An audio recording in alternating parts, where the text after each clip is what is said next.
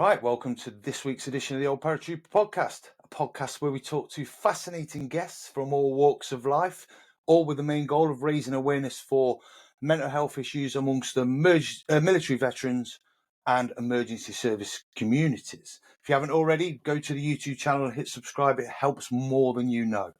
Without further ado, today's guest, someone that was one of the reasons I got into podcasting the first time. I've just spoke to him off air about, I'm a little bit nervous about this one because it's like I'm interviewing the master of interviews. Yes, entrepreneur and Eventful Lives podcast host, Dodge Woodall. How you doing, Dodge? Chris, how you doing, mate?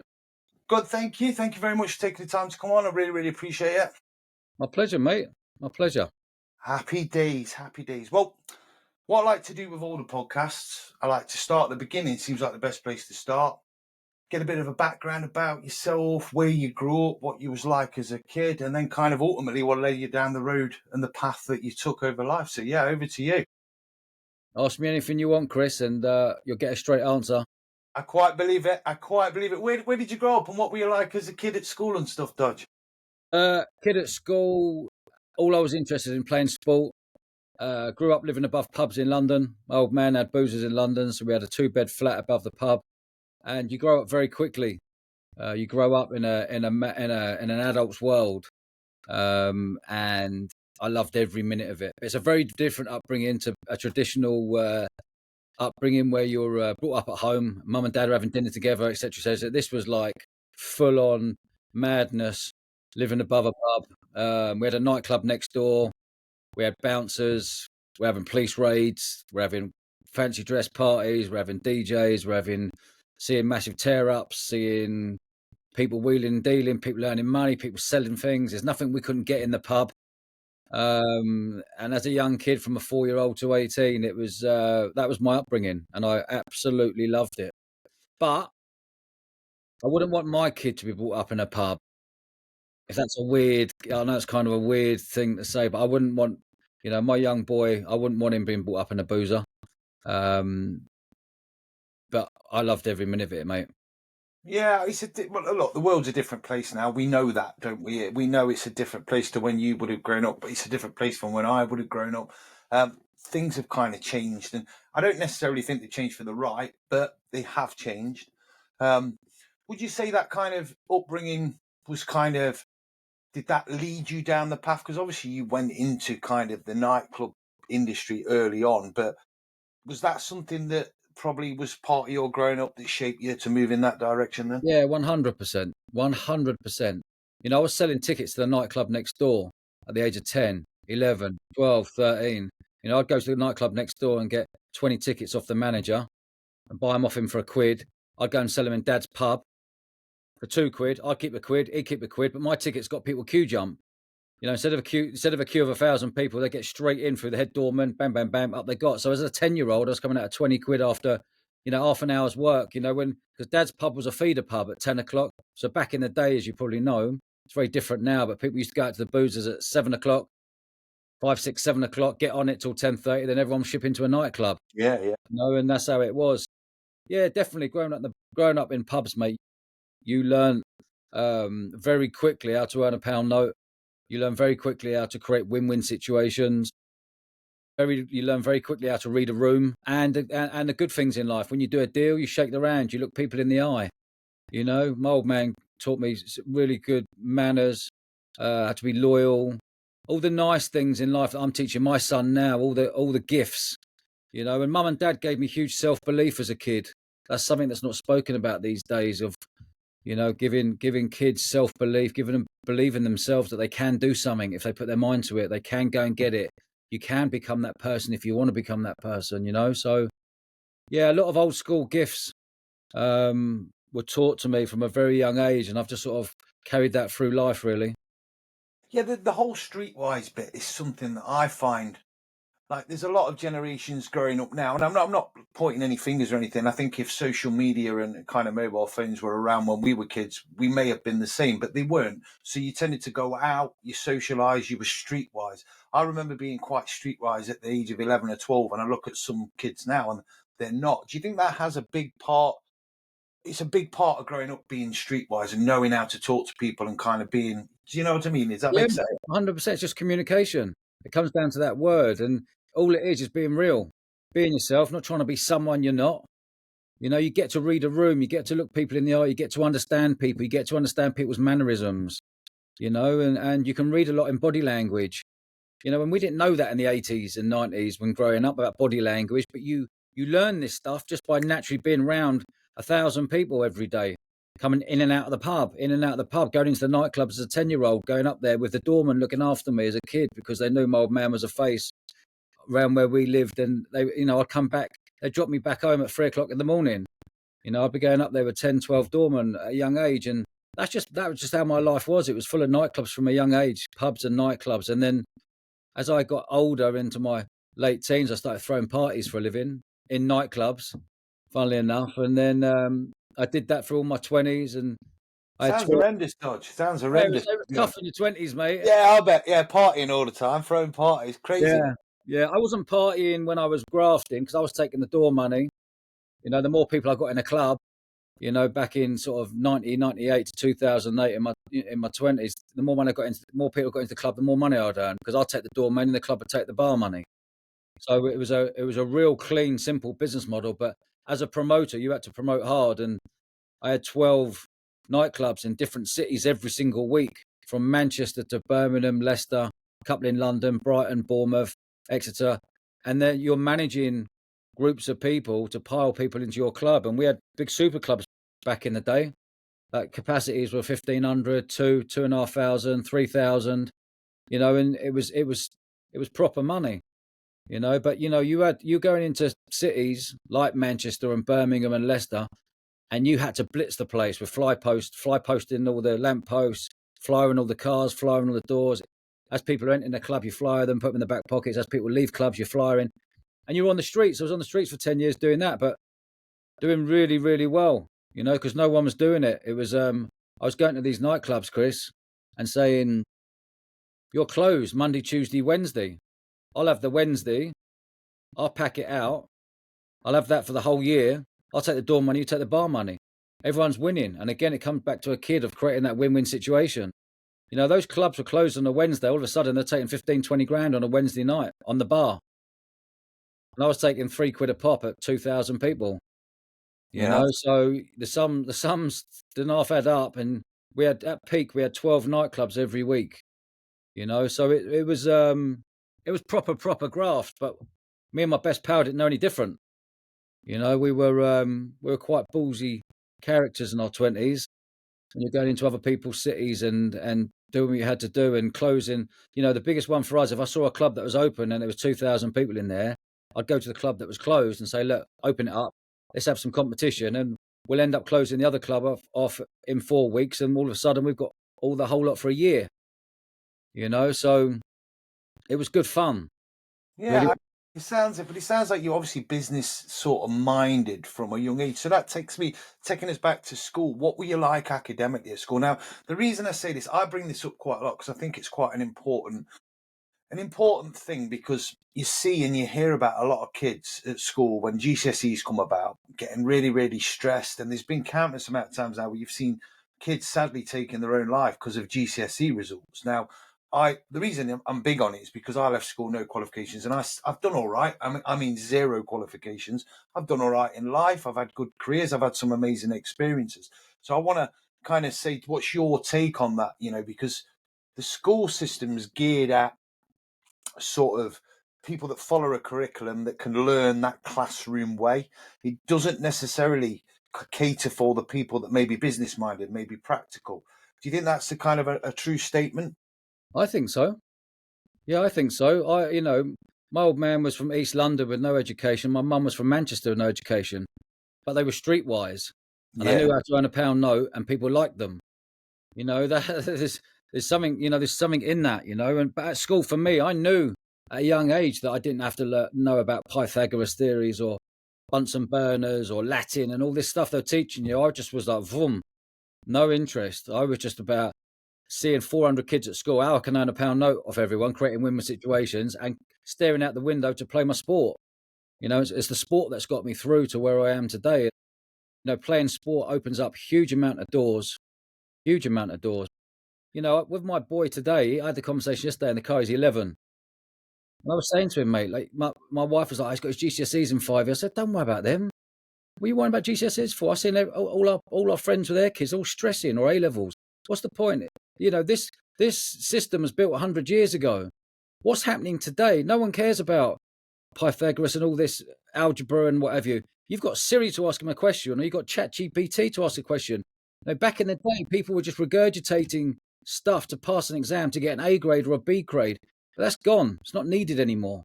This AI thing, I don't want to go too deep into AI, but this AI thing, what's happening now is like the Industrial Revolution or the Iron Age or whatever back then. But this is on steroids. This is happening way too quickly right now. AI is happening way too quickly, and the normal human brain, which is 99.9% of us, can't keep up with what's going on right now. And what's going on is you're seeing mass unemployment as we speak today. No one's talking about this. Huge amount of unemployment, because if you're unemployed and you've been made redundant, you ain't going on Facebook and Instagram screaming and shouting about it. You've just been made redundant. You're keeping your head down and searching behind the scenes looking for a new job. But the government aren't telling you the amount of unemployment that's happening at the moment. I'm seeing it firsthand as a businessman. I'm seeing many, many sectors my friends that are in serious trouble. Serious trouble. So going back to your point there, I knew education wasn't for me.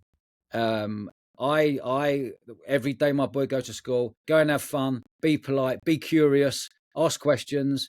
Don't be the one answering all the questions, put your hand up. Be the one putting your hand up and say, I don't quite understand what you're saying there. Can you explain to me, please? Because everyone else is thinking it. Gotcha. I was the one who's always the curious one at school. And curiosity is a superpower that people don't speak or use enough, and there's many superpowers out there, real simple ones. Like, for example, the power of listening. The power of listening is so unbelievably powerful, but people just want to listen instantly just so they can talk back straight away rather than listen, take on board and pause. It's the art of communication. It comes back to that, of being able to listen.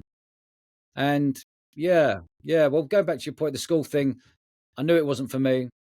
I just knew that I wanted to be in business from a young age. And that's what I did from a young age. And it's just, the numbers have just grown and grown to where I am today, Yeah, no, fair play. I mean, yeah, it is. It is one of the things. It's like, it's knowing what you want and having that confidence to follow it through as well. But the communication, you're right there. I think, again, because people have heads in social. Now, social media has its place. I kind of liked a world when there wasn't social media, but I also know that it has its place. If you want to promote anything, for example, like a podcast, you need to be on social media to be able to do it. It's fairly much impossible to do it. Business in general, you're right. The beauty about social media is that you can become a global company due to the power of social media. When we didn't have social media, you would be doing business in your region or in your town or in your city. And if you were really good at business, you would do business nationally. Now you can do business internationally. And now people are portraying themselves as these big entrepreneurs or big gurus. You don't know if they're bullshitting or not. True. A lot of people out there I can see through it. I know business inside out. I can see a lot of people putting on a big front on social media, and actually there's not much substance behind it, but there's a lot of people who believe into them. So they're buying their courses or buying their product, but actually realizing they're not the real deal. But that's not just with business, is it? That's people's lives. People give it the big and like they're loaded, or they're on these holidays, but it's all spent on a credit card. Do you know what I mean? Yeah. Yeah, definitely. It's the world's crazy with stuff like that, but it is what it is. And like you say, it has its place, and it kind of works if you can use it properly, and I suppose honestly as well. If you are real find real. If you're not real people can suss you out instantly. Instantly. I'll agree with that. And I think that comes back to the streetwise bit again, and getting out there and having experiences. Travel is a big thing. You get out there, you travel, you kind of speak to people, different groups of people, kind of makes you kind of a people person. And like you say, I think that's a good thing. And obviously you traveled a lot with sports, didn't you? Travel a lot with rugby and stuff. Yeah. All over the place. Yeah. I was lucky enough to play in a lot of countries with my rugby. Did a season in New Zealand. which is phenomenal. It may turn me from a boy into a man very quickly, at the age of 18, 19. Played out in France, played out in Australia. Yeah, mate. Rugby's been a big part of my life, and that community of men, that camaraderie, that piss take, Yeah. and the fun and fighting for your mate on the pitch, and then coming off and having beers with everyone on the opposition. You don't get that in any other sport. You really, really don't. Rugby is a very special sport, and it's a sport that's close to my heart because it makes you who you are today. Yeah. Did you kind of play to what age did you kind of stop playing rugby? Did I you just just stopped at the age of 23. right?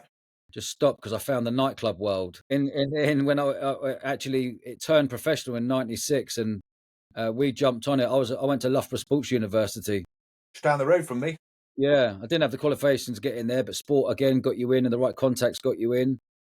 Yeah, Leicester Tigers come along and snapped up a few of us who were students at the time. We were playing semi-pro there and a few other clubs.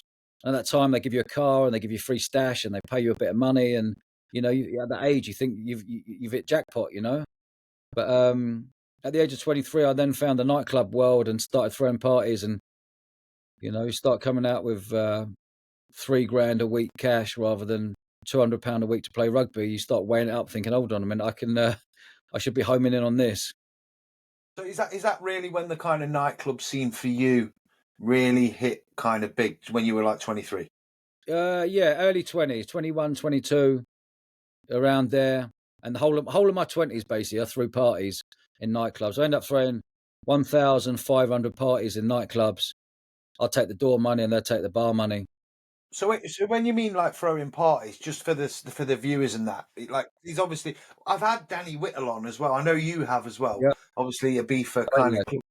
Is it the same sort of sketch when you say sort of party kind of throwing Yeah. parties, organising everything from guests to DJs to? Yeah. Basically, you get the nightclub for free. That's the best deal. You give it to me for free. The nightclub is there with obviously their bar staff, their security, everything's there ready and waiting for you. They open the doors. You pile in 2,000 students into that nightclub at £3 a head. You take the door money and they take the bar money. All I do is promote the backside out of it with flyers and posters because there was no social media back then. And the more people you got in the club, the more money you would earn. And then you'd have that contract every single week. So it's every Wednesday, say in Leicester, and Manchester was every Monday. And so we had at peak we had 3 nightclubs on a Monday, 3 on a Tuesday, 3 on a Wednesday, and 3 on a Thursday. It's insane. Yeah, mate. It was madness. Just out of like of an idea and doing it. I love that. I think it's absolutely brilliant. Just Yep. having that confidence to go, I'm going to throw parties and they're going to work. Yep. Yeah. We don't know whether they're going to work or not, but we found a niche in the market. I was the pioneer at the time because all these mega clubs were closed midweek. You don't know whether they're going to work or not, but you soon know after 4 weeks. Then you start getting into battles. Like if you're going into a town or a city where you're the only nightclub there, you're protecting your nightclub in case someone comes in, try to dent you, kick you, punch you, try to take some customers off you. But then if you go into a city where there's a nightclub that's already open and you open up a nightclub, you're then the competitor of that nightclub. That comes with its own excitement as well because you're taking 15, 20 grand off that nightclub owner. 2, you'll have 12 of their doormen won't have a job because that club's closed down. So you've got all these things going on, so we loved it. Oh, it sounds fascinating. But you're right, because what year are we talking here? What years? Mid-90s? 1998 to 2008. Yeah, because 10 you're years. right there as well. Because I remember back then, like, and I say it quite a lot, you could go pretty much out on any night of the week in some of your Absolutely. big towns and it'd be Absolutely. busy. Nowadays, you go out on a Saturday night and it's barely busy, isn't it? It's not even busy on a Saturday night these days. The nightclub world is gone. It's finished. There was 1,500 nightclubs in the UK prior to the pandemic. We're less than 400 right now. Is that right? Yeah, less than 400. And the ones that Wow. are 400 have still got their leases and they're losing a fortune.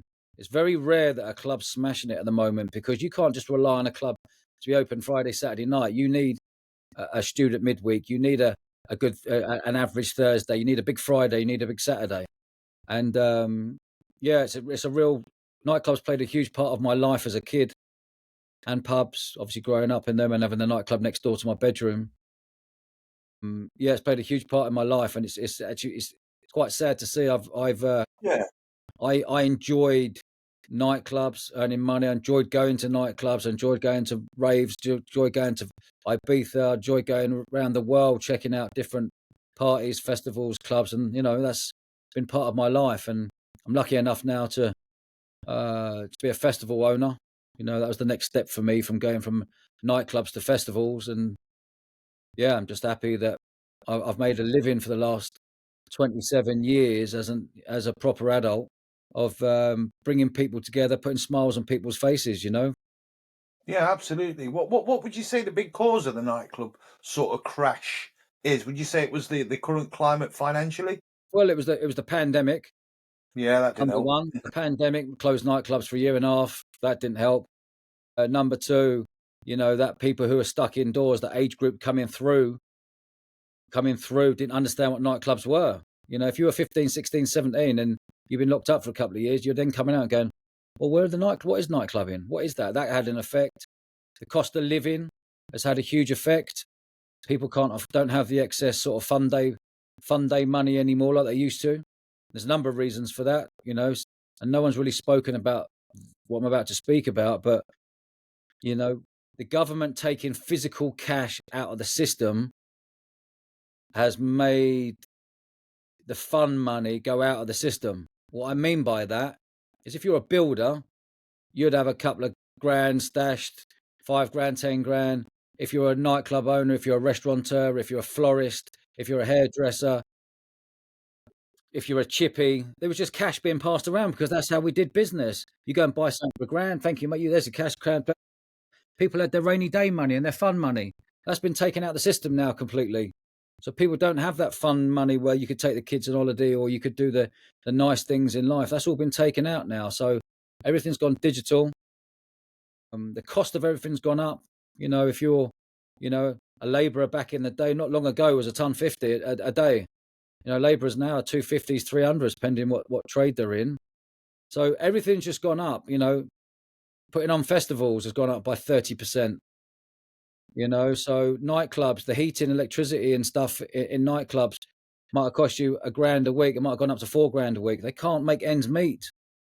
So the last 4 or 5 years is massively killed off, something that's close to our British culture, which is pubs, brings people together, brings blokes together. It brings blokes having conversations. That's not happening.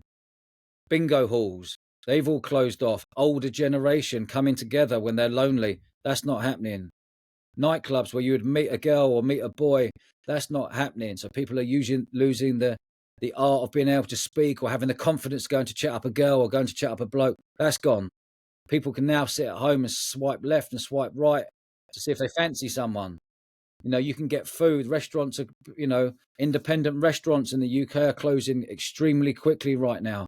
They can't make ends meet. What's happening now? People phoning up delivery and getting delivered to their house. People are becoming lazier. People aren't Oh, God, yeah. exercising as much as they used to exercise. People are becoming bigger.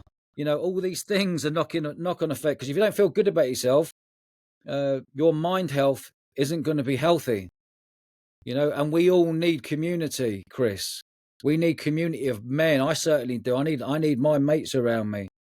I need people around me I can have a proper chat to. I don't go and watch telly. I like to phone people up and have a proper convo. I like to go and meet pals down a country pub. I'm not talking about necking 10 pints and shots and what have you, but go and have a couple of pints with your mates and put the world to rights. And that's not happening. If you're a lonely human being right now, you're only going to get more isolated.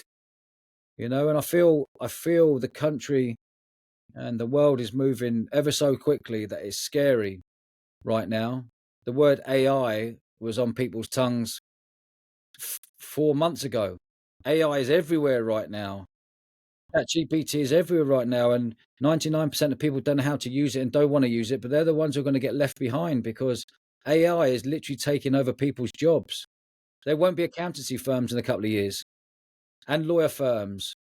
I'm talking big changes are happening here, Chris, that, when you see all your banks on your high street closing down, it's telling you something. Then you're seeing all the shops on the high street closing down. It's telling you something.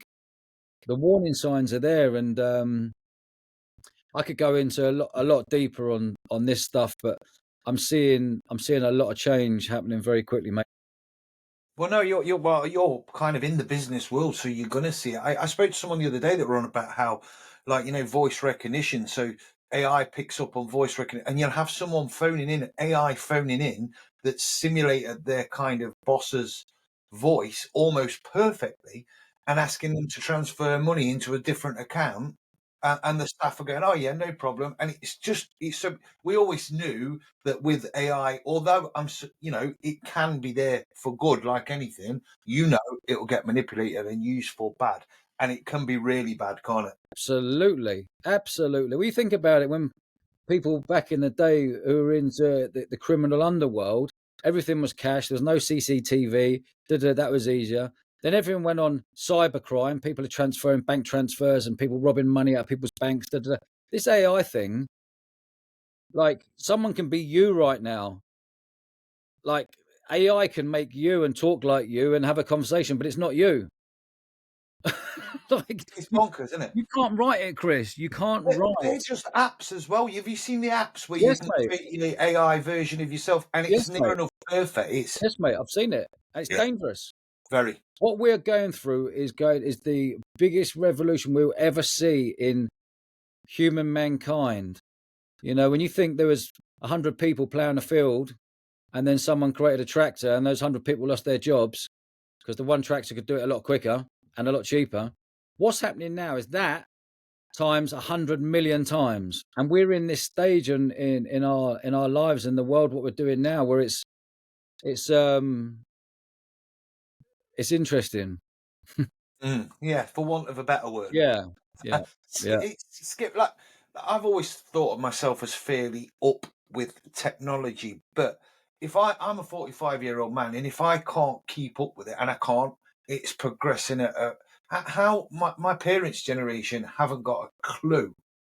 You know what I mean? And it's just like you say, all of this is isolating people because they're petrified and they're susceptible to kind of fraud on the phone. How many times do you get it on the phone with the old people where people, scam them and like you say, the cashless thing? I think they're trying to make us a cashless society. I Well, think they well, have. practically we're nearly there, about We're 90% not, there, aren't we? a prime example.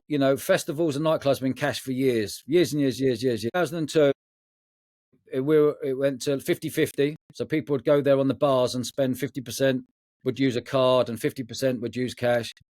2023, I think it went to like 80-20. 2024, last year, it was like 97% card, 3% cash across the whole of the UK, across the world. Like, yeah. So what happens is then they've got control of you. They've got full control of where you are, what you're spending, what time you spent it, who you were with, on CCTV, on cameras, on tracking your mobile phone where you were and what you've spent. I know. The next step, I don't want to speak about it in here, but the next step's going to be even more interesting. Well, yeah. But again, the thing is, I think people see it, but no one kind of wants to. You need to do anything about it. You need force in numbers, and you will never get that. You won't get. And like we said, we always talk about the famous saying, "Divide and conquer." And they've done that to the country over the last 20 years. And now people don't stand together. You've got massive divides. And now the government are just basically taking the piss, aren't they? Well, they've always taken the piss. Produced more so recent. Well, Yeah, no, you're right. They've always taken the piss, but I they've always, think it was yeah, probably a little bit more honest maybe 30, 40, 50 years ago in certain aspects. I might be being a bit naive with that, but yeah. it just seems now everything is about financial gain and power, isn't it? It's always been about financial gain and power over the years, but where we sit today, it doesn't feel comfortable to me because we haven't got a leader or leadership in this country where I personally respect. I understand that you've got to charge the country taxes for doing stuff, but when you're charging people taxes, high taxes, and you're not getting anything in return, people are thinking, why am I doing this? Why am I working 7 months of the year to give it to the government on tax? Why am I working of my 5 days, 3 days of the year to give to the government tax? There's a lot of frustration in the air at the moment, and it's yeah, it's interesting times. It really Yeah. is. Absolutely. Well, like I say, the thing is as well, I think, it speaks volumes when you can get longer in prison for tax evasion than you can for being a rapist or a paedophile. Yeah, So mate. I think that speaks volumes for what we're talking about, But anyway, I don't like to try and get too political.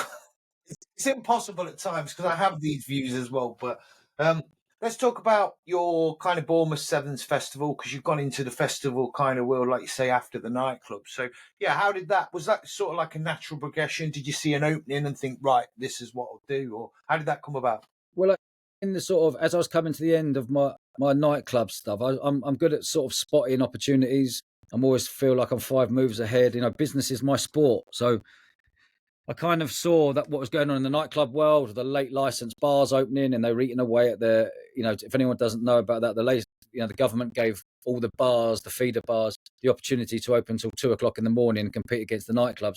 So I started seeing numbers being eaten away. Then I saw the smoking ban come in, where people used to have to go outside of a club and have a fag in the snow or rain or cold.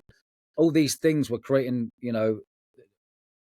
changing the experience for people. So I just sort of thought, what about creating, when people, promoters like myself, that normally what they did back then, you would either go and buy a nightclub or you'd go and buy a bar.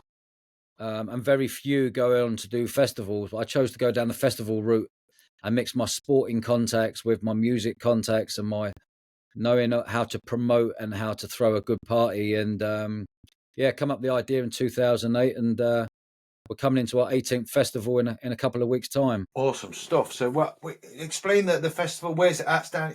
Do you have Yeah, more than one? down in Bournemouth. It's called Bournemouth Sevens Festival. It's a sports and music festival. Obviously, sevens is in rugby sevens. We've got 170 rugby teams. We've got 440 teams competing over the weekend.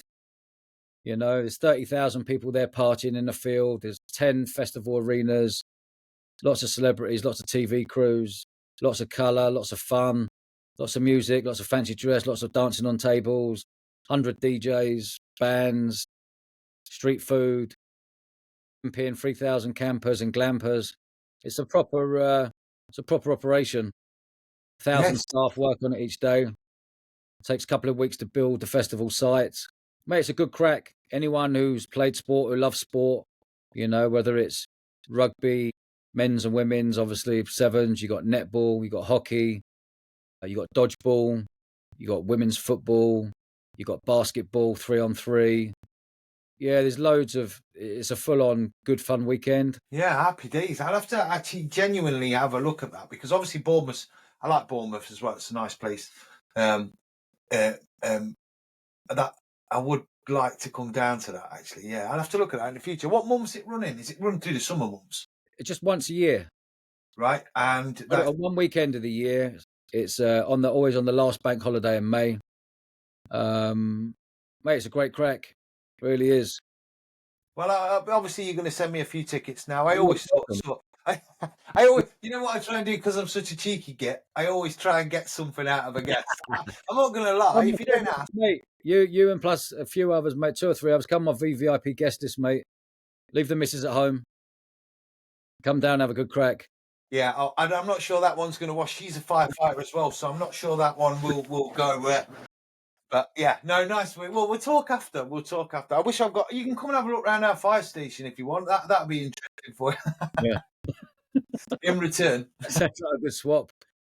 No, sound pole. So obviously, kind of moving on down the festivals. You say you've run this for years. It sounds amazing. Genuinely sounds amazing. I have looked at a bit of it, and I've seen bits and bobs of it that you've kind of put out. I obviously follow your podcast anyway. So I suppose moving forward, I want to talk about the podcast, because again, I am a big fan, and I'm not just saying that because I've got you on the podcast. I think I've been in touch with your team, and I've kind of commented on a lot of stuff that you've done in the past.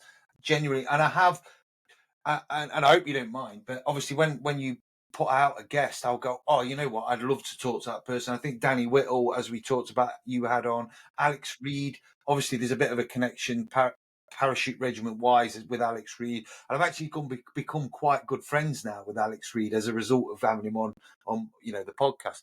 So I suppose, how did you develop the podcast, and where did you start? And also, what sort of advice would you give to anyone, for me and anyone starting a podcast? Because I did hear that most people quit on a podcast after sort of the first 8 or 9 episodes because it's not getting, I think everyone assumes that you put a podcast out, it gets 1 million views, you're laughing, and it's just not the reality, is it?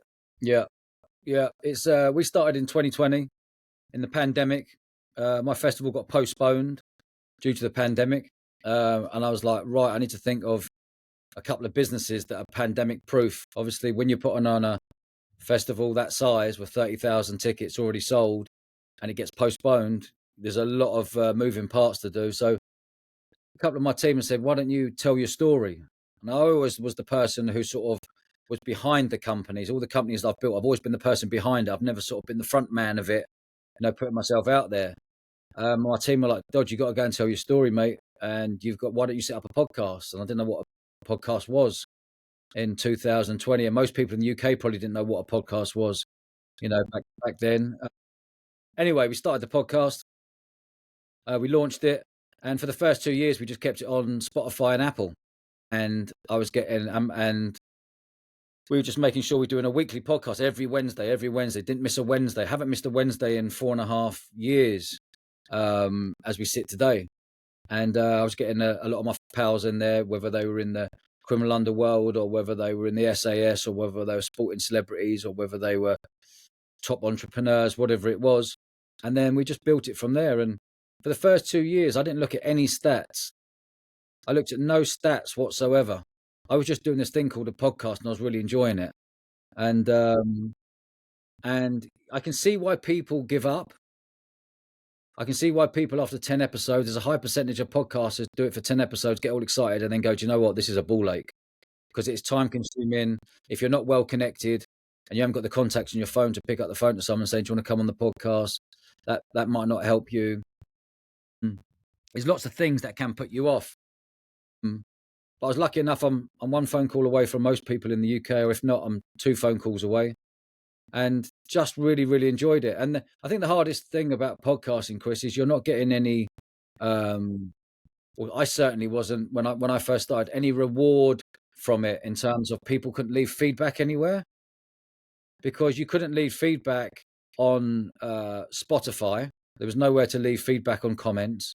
Apple, you could only write a review, and no one really writes reviews these days. In like, if you go to a nice restaurant, no one leaves there and goes, "Oh, what a lovely restaurant." People just want to go on to review and write saying pissing and moaning for things. But all of a sudden, it was like you're doing this podcast, and I started seeing a few reviews coming through of real positive vibes. I was like, "Wow, this is good."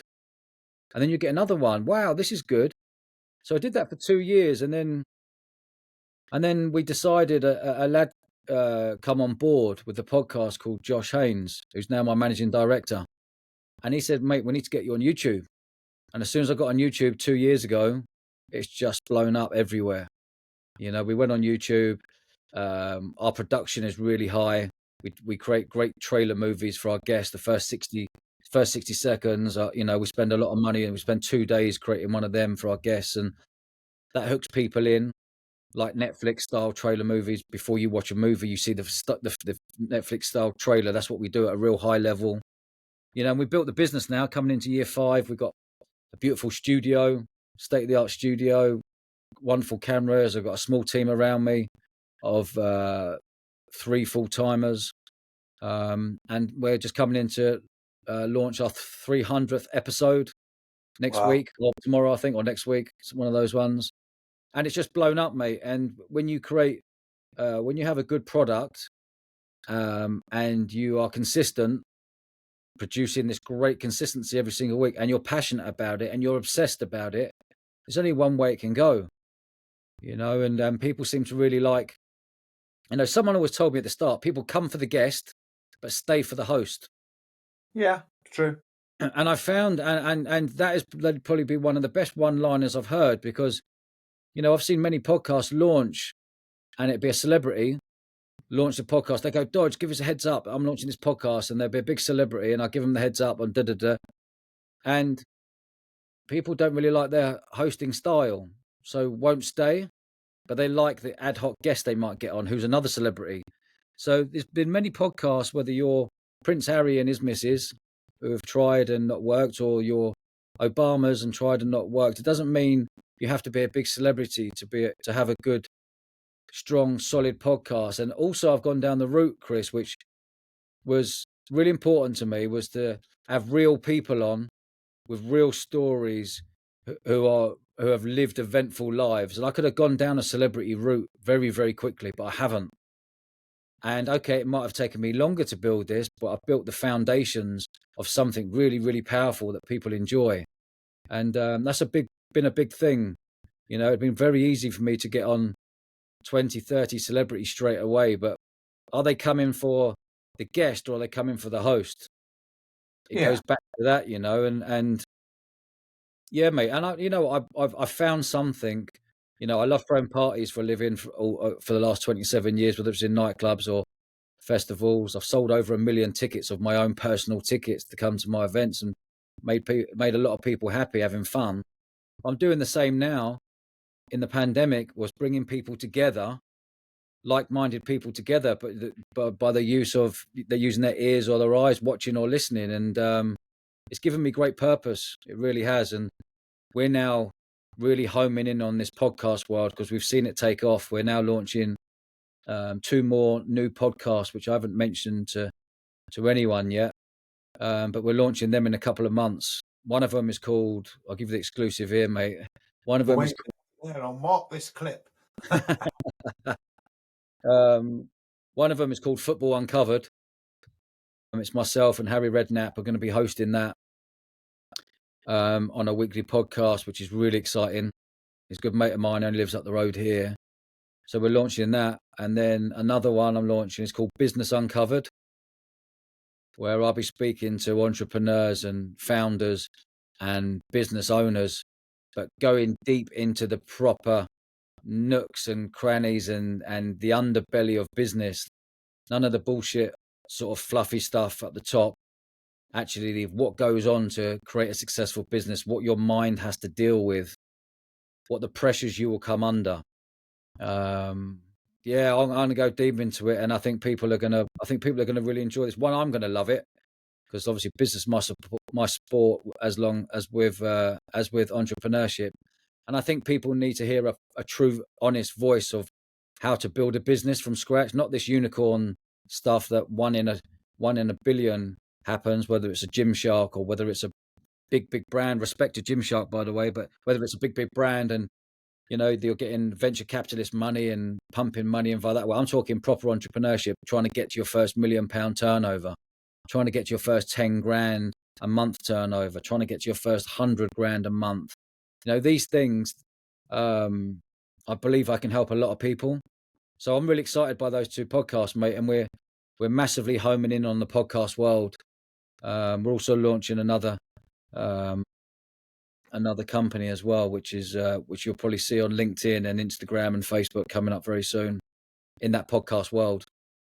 Well, you seem really busy with it, so I can't fault you. And half that is, I did see a post you put out, I think it was yesterday, about the bullshit around entrepreneurship and all that kind of stuff. And you were saying, like, look, this is the honest truth. If you're giving up a 50 grand a year job, be prepared that you need 500 sort of grand turnover, and you've got to be prepared that you're going to be working 7 days a week, 12 hours a day, if not longer, to make it work. And that is, for me, I'm a one-man band with my podcast, but I obviously have a full-time job. I do other stuff as well, but just me and this and editing episodes and fitting in like guests whenever I can get them and messaging guests takes a lot of my time. And I don't think people understand that. And I've consistently put out an episode every week for the last 58 weeks. You know, I don't think I'm missing. There, mate. Take a moment. 58 episodes you've done. Massive respect.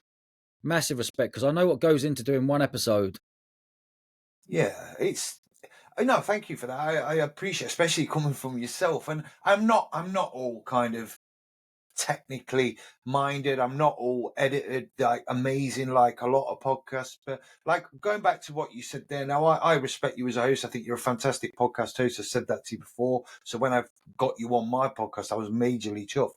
But I think there is. You can have all the special effects and massive multimedia money going in, but if the hosts got about as much charisma as like my left bollock, it's not.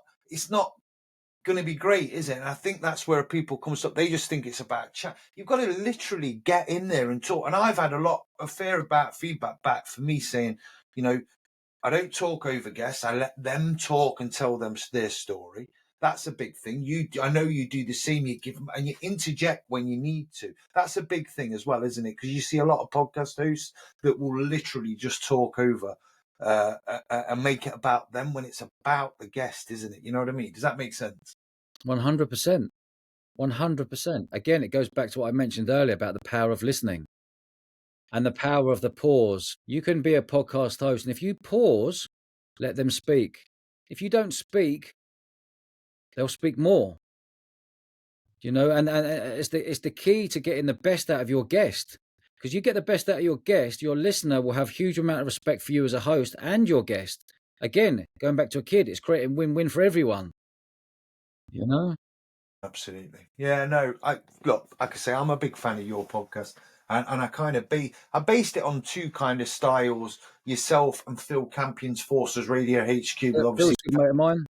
yeah, I love Phil. I think he's a brilliant bloke. I'm trying to nail him down. I have conversation with him back and forth on WhatsApp and trying to get him on the podcast. I will get him at some point. If he might put that stalking order against me before then, but I will get him on. But no, look, Dodge, look, it's been an absolute pleasure chatting to you. Look, I really want to pick your brain. I'll probably do that a bit more off air if you're happy to do that. Do it now. Well, yeah, I suppose what I want to know is how, and I like a bit like yourself. I'm not too bothered about figures, but I'm over a year into it now.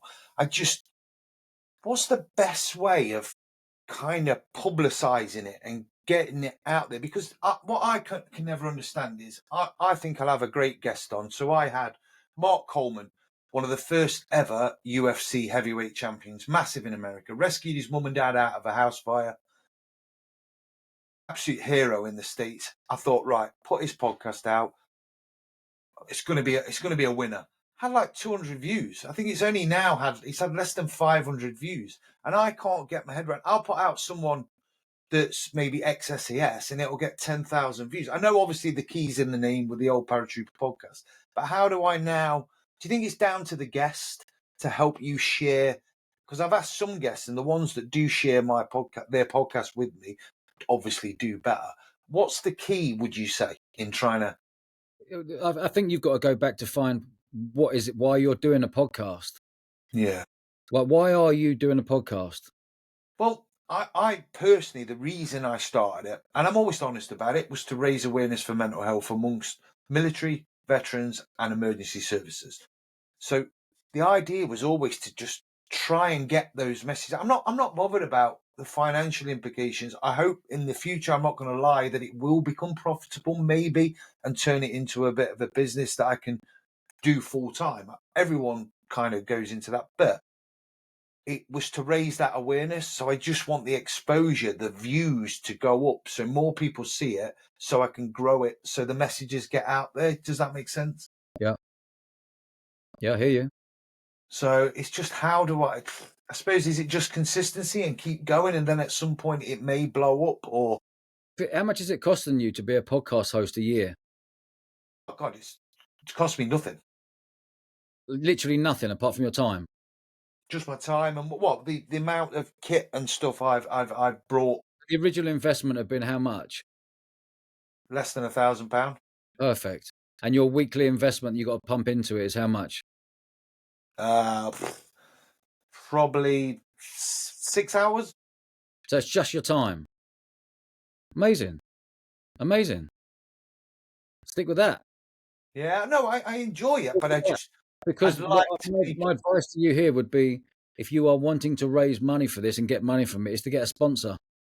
Yeah. Because you've got to hit serious numbers on YouTube. You've got to hit serious numbers on Spotify for them to take you seriously, to then start paying. Because what they do is they bring sponsors on board for you, and then you get paid monthly. But to get a sponsor on board who believes in Chris Binch and believes in what you're wanting to achieve, that's the way forward for you right now. And just say to them, look, we can put your brand in. Do you do short clips and stuff? Yeah, I bang out shit. This software that I use does them with AI, funnily enough, that puts Okay. out clips with AI, which There's loads makes, of positives of AI, isn't there? well, there is. It takes out a lot. Like I say, I have a full-time job and I do other stuff as well. I'm trying to get a clothing brand going, as you can see.